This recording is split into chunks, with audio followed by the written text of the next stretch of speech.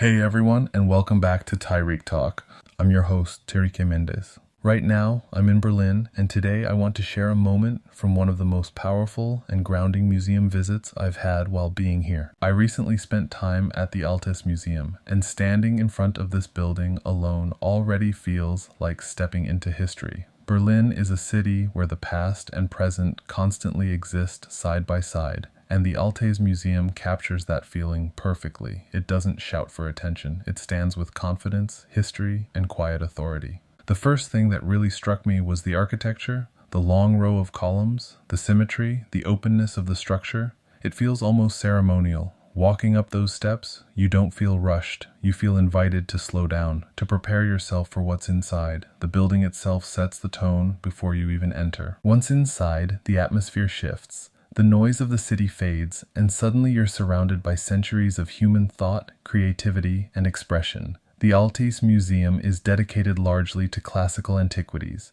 Greek and Roman art, sculpture, and objects. But what makes it special is how present everything feels. This isn't history locked behind glass. It feels alive. As I moved through the galleries, I was struck by how focused the experience is. There's no overload, no chaos, just space to observe. Sculptures are given room to breathe. You can walk around them, see them from multiple angles, and really take in the details, the posture, the facial expressions, the tension in the body. What stood out to me most was how human everything felt. These works are ancient, but they don't feel distant. You see faces that express pride, vulnerability, confidence, contemplation. You see bodies frozen mid-movement, captured with such precision that they still communicate emotion thousands of years later. There's something grounding about being surrounded by art that has survived so much. Empires rising and falling, wars, political shifts, entire civilizations changing. And yet, these objects remain, quietly reminding us that humans have always been thinking about beauty, power, identity, and meaning. One of my favorite parts of the museum was simply wandering without a plan, letting myself move from room to room, guided by curiosity rather than a checklist. Some pieces immediately draw you in, while others slowly reveal themselves the longer you stand there. The museum rewards patience. I also appreciated how calm the space felt. Visitors weren't rushing. People were actually looking, really looking, sitting on benches, circling sculptures, reading inscriptions. There was a shared respect for the space, and that made the experience even more meaningful. The Altes Museum doesn't overwhelm you with explanation. It gives you just enough context to understand what you're seeing, but it leaves room for personal interpretation. You're not told what to feel. You're allowed to arrive at it yourself. And that's something I value deeply when visiting museums. Being in Berlin adds another layer to the experience.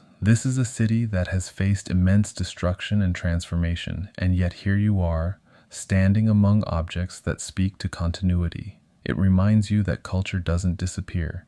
It adapts, survives, and carries memory forward. At one point, I found myself thinking about time, about how brief our individual lives are compared to the lifespan of these works. And instead of feeling small, it felt comforting, like being part of a much longer conversation that stretches across generations. The museum also encourages a kind of inward reflection. You're not just learning about ancient civilizations, you're thinking about your own, about what we choose to preserve, what we value, and what future generations might one day look back on. When I eventually stepped back outside, the light felt different. Berlin felt sharper, more textured. That's something I always notice after a powerful museum visit. Your eyes adjust, your awareness expands just a little bit. The Altes Museum isn't flashy. It doesn't rely on spectacle. Its power comes from stillness, from presence, from allowing history to speak without interruption. And in a world that moves fast, that kind of space feels incredibly necessary. If you find yourself in Berlin, I really recommend taking the time to visit. Not as a tourist stop, but as a pause. Give yourself space to slow down, to observe, and to connect with something older than all of us. That's it for today. Thank you for spending this time with me here in Berlin and for listening. If you enjoyed this episode, make sure to subscribe, share it with someone who loves art and history, and stay tuned for more reflections from cities and cultural spaces around the world. Until next time, take care, stay curious, and I'll talk to you soon. A new season is here, and I've got some incredible guests I can't wait to share with you. I'll also be dropping an art guide featuring some of my favorite galleries, museums, art fairs, and artists you should definitely check out. All episodes are now streaming visually on YouTube and Instagram, and audibly on Amazon, Google, iHeartRadio, Pandora, and all major streaming platforms. If you haven't already, make sure to follow and subscribe for more art adventures.